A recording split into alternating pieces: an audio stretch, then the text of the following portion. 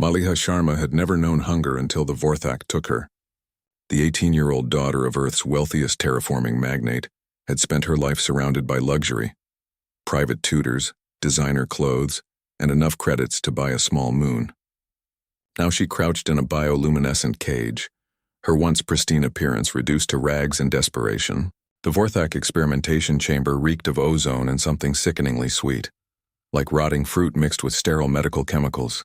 For 3 months, they had subjected her to their evolutionary acceleration procedures, painful tests designed to push human physiology beyond its natural limits. They were fascinated by humanity's adaptability, treating her like a laboratory specimen rather than a sentient being.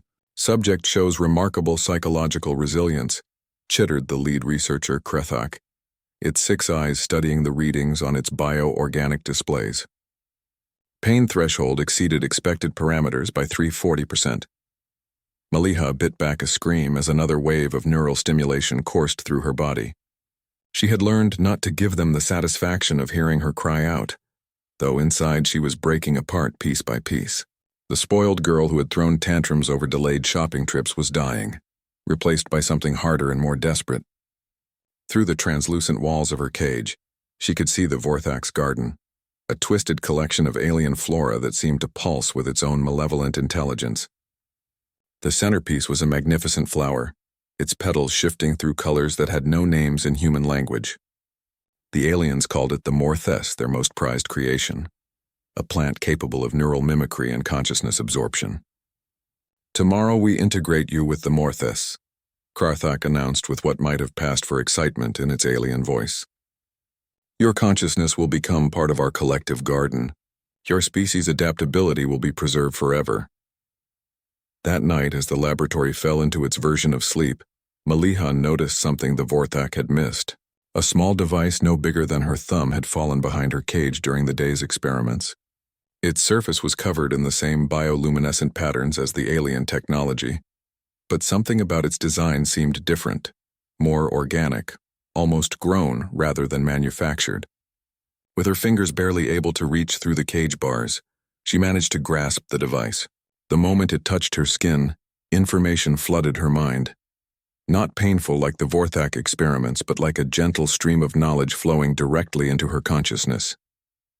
It was a prototype metamorphosis inducer, designed by a faction of Vorthak rebels who opposed their species' brutal experimentation.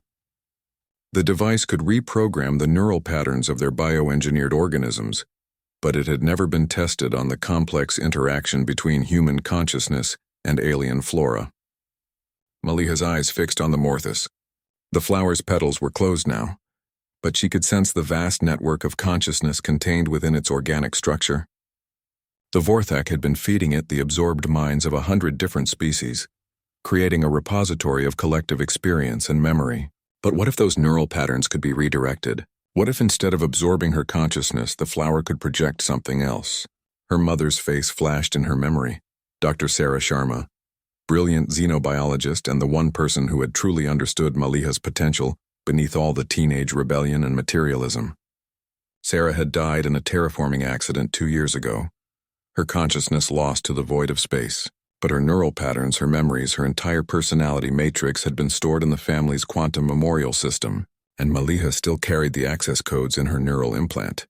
Working through the night with the desperate efficiency of someone with nothing left to lose, Maliha used the metamorphosis device to hack into the cage's biolocks. The Vorthak security systems were designed to keep humans in, not to prevent their own technology from being turned against them. She crept through the darkened laboratory, every shadow potentially hiding a sleeping alien researcher. The Morthes loomed before her like a sleeping giant, its massive petals rising nearly 3 meters from the lab floor. Up close, she could feel the psychic pressure of all those absorbed minds pressing against her consciousness.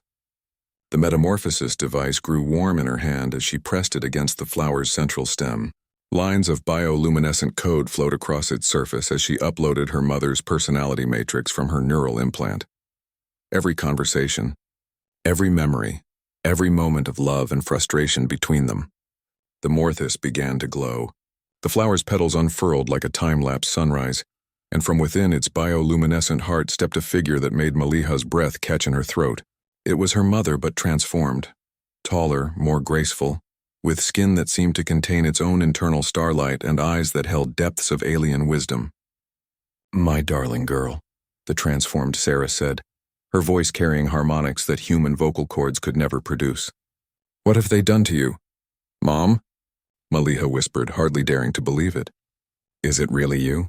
"I am what she was and more," the figure replied, moving with fluid grace that was both human and utterly alien. "The flower has given me access to the memories and knowledge of 100 species. I understand now what the Vorthak truly are, a dying race, trying to preserve consciousness by stealing it from others." Alarms began blaring throughout the facility as the Vorthak detected the unauthorized biotechnological event.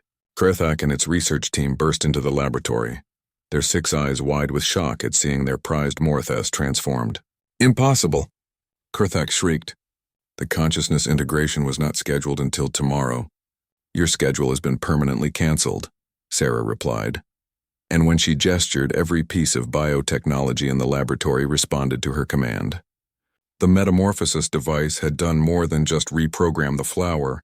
It had given her access to the entire facility's organic network. Cage doors burst open, releasing dozens of alien prisoners the Vorthak had been experimenting on.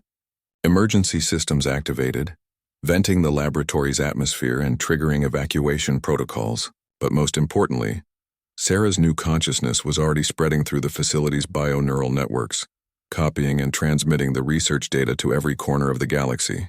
"The other species need to know what you've been doing here," she told the terrified Krthak.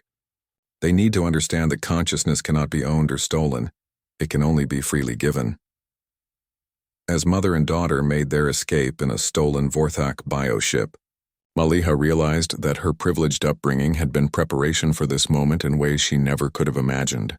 Her access to advanced technology, her neural implants, even her stubborn refusal to break under torture, it had all led to this impossible rescue.